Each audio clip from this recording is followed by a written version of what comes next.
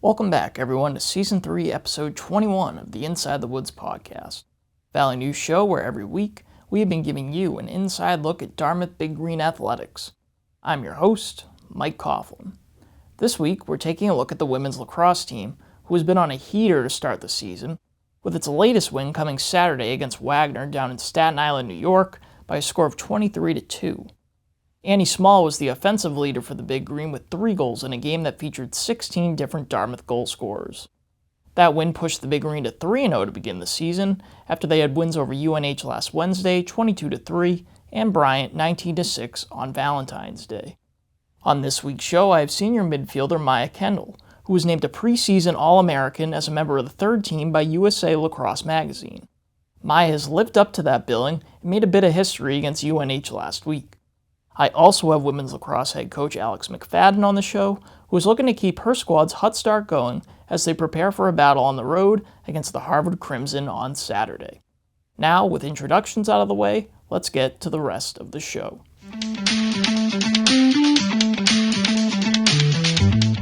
Now joining me on the show is senior midfielder Maya Kendall. Maya was named a preseason All-American by USA Lacrosse magazine and is the reigning Ivy League Defensive Player of the Week. She's coming off a performance against UNH last Wednesday in which she set a new Dartmouth and Ivy League record for most draw controls in a game with 24. Hi Maya, thanks for coming on the show. Hi, thanks for having me. So, I mentioned it in your introduction. You're coming off a game last week setting a single game draw control record. You're no stranger to domination and draw controls coming off last season in which you set a single season Ivy League record with 188 of them. What is it that makes you able to excel at this aspect of the game? Yeah, I think in the past couple of years, our team and our coaching staff has really tried to figure out what we can do better at the draw. And I think we've spent a lot of time in practice, and then there's a lot of time spent with individual work with me and the 3 other draw specialists to really hone in on our craft and be the best that we can. So it's just a lot of time and effort to really make sure that we're going to be the best that we can when we reach game time. Right, and while you've had success early on this season individually, the team as a whole has as well, sitting at 3-0, beating Bryant, UNH, and Wagner by a combined score of 64-11. What do you think has been the keys to this strong start? Yeah, I think this season we have a really, really close team. I think we have a lot of trust on the field, but also off of the field. So we really focused on this past fall how we could get to trust each other and spend as much time as possible together.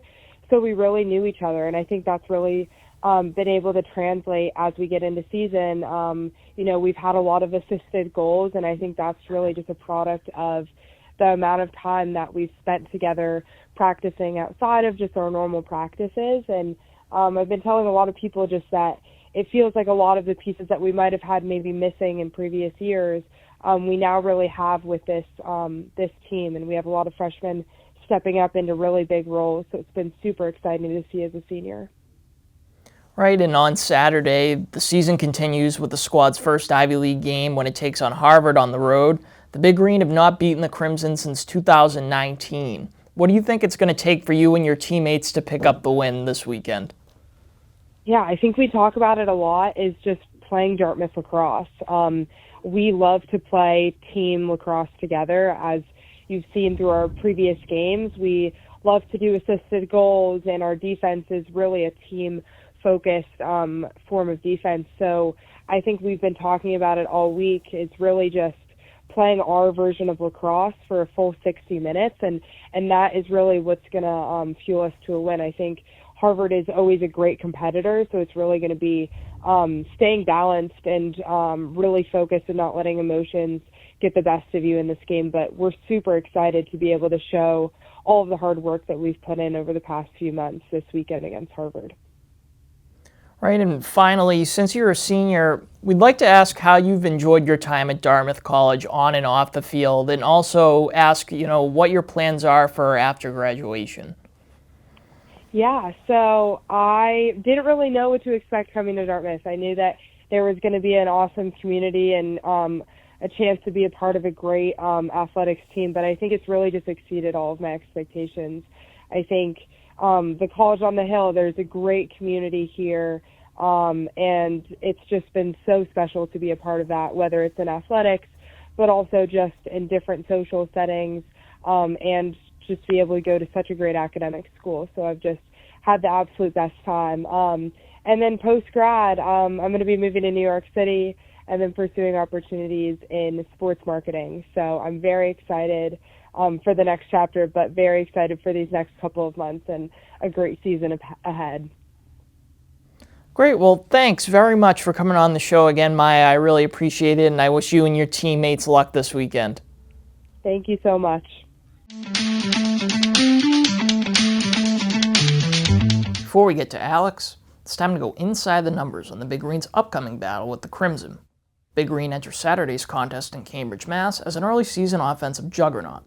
They lead the Ivy League in goals per game, averaging over 21, assists averaging over 12.5, points per game averaging 34, and shots on goal averaging over 26. Dartmouth's defense has been stellar too, coming in first in the Ivy League in goals against average with just over 3.5 per game. Unlike Dartmouth, the Crimson have not had a blazing start to the season and currently sit at 1-2. Their win came over Bryant last week, and they have suffered losses to number 6 Notre Dame and UAlbany. Harvard is in the middle of the pack in terms of goals against average, allowing just under 10.5 per game. Offensively, the Crimson are either 4th or 5th in the Ivy in all the categories Dartmouth leads, averaging under 12.5 goals, under 6.5 assists, over 18.5 points, and under 18.5 shots on goal per game. Despite all that, recent history favors Harvard. The Big Green have not beaten the Crimson since 2019, and Harvard leads the all-time series between the two programs with a record of 27, 22, and 1. Now that we've taken a look at the numbers, let's talk with Alex and get her thoughts.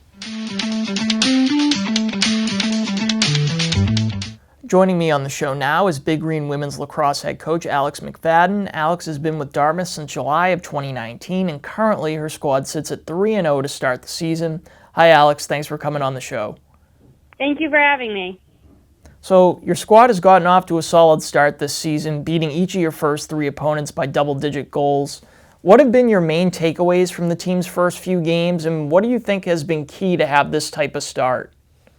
Yeah, a big part of these first few games is looking for players to build their confidence. We definitely have some fresh new faces on the offensive end, and in the midfield, and so our message to our team obviously was to be aggressive, go hard, and take these risks and see how we can get better. And with each game, needing to improve on different things that we saw from the film and in game, and it's helped our players kind of learn what the expectations are and what we're looking to do. And anytime you have out of conference games, they're preparing you for that in conference. And having Harvard this weekend, it's an early in conference game, which we're very excited about. But we're excited to have had those 3 games under our belt where our offense has really been firing on all cylinders. Our defense has really stepped up where we've needed them to be, and we've been able to see, what our team is capable of against different types of defenses, different types of offenses, in those 3 opponents we faced. Right, and you talked about players building confidence early on. Who are some of the players that you've been most impressed with early in the season? And also, who are some players who you think could step up and be vital to the team's success as the season continues? Offensively, we have 2 first years who are really kind of leading the way for us in Katie Barr and Madeline Egan. We knew that they would have an impact and that we would really need them to step up and lead, and they've done that so well in these first 3 games. We have a returner in our sophomore tacker, Charlotte Myers, who had a lot of experience last year, and the 3 of them have really created incredible chemistry to, quarterback that offense. We wanted our offense to have a little bit of a different look this year, attacking from all spots of the 8, and these 3 have really allowed us to do that. I think our veteran attackers and Catherine Erb, Samantha Bennett, and Fiona O'Keefe, we're going to continue to need them to step up, and their leadership, and understanding kind of what those looks are on offense and helping, the younger players as we hit adversity throughout the game and how we adjust and adapt with that. We're really going to look for our midfield to continue to step up. We have some returners as well as new faces there too, and that's something that, we ask our middies to be contributors on both sides of the field, and the more that they can do, the little things between the 30s, but execute offensively and help our defense make stops, the better off we will be, and the more, longevity we will see success throughout the season. Right, and you referenced conference play a little bit earlier. For the last 4 seasons, the Big Green have finished 7th in the Ivy League, with the most conference wins in a season in that time span being 3 in 2023. What are some of the things you all are emphasizing to try and improve on your results in the Ivy League this season? Yeah, we're by no means satisfied. I think we came up short in a few games last year in the Ivy League that we were really disappointed in. A lot of what we talk about is we have to be in control and in the driver's seat, as much as we prep and prepare for other teams. Again, it's about what we can do as a team and how we are able to execute on game day. And that's been a huge emphasis. We want to be the best version of Dartmouth lacrosse every time we step foot on the field, but especially in those Ivy League games. We can't let the pressure or the unknown of not being able to do it be a factor for us. We have to just keep getting better, and we do feel like this year, because we've learned a lot in the last couple of years, that we're ready to kind of take momentum and to really make sure we're doing what we need to do in the league. Right, and sticking with Ivy League play, as you said, up next for your team is a battle with Harvard on Saturday down in Cambridge, Mass. The Crimson are a squad Dartmouth has not beaten since 2019. What sticks out to you about this Harvard squad, and what is the team going to need to do to pick up a win this weekend? Yeah, of course. I think, again, Harvard is a gritty team. They always come ready to fight, and every opponent they have, they're well coached. They're always ready to combat whatever we have. And so for us, we have to match that intensity and competitiveness.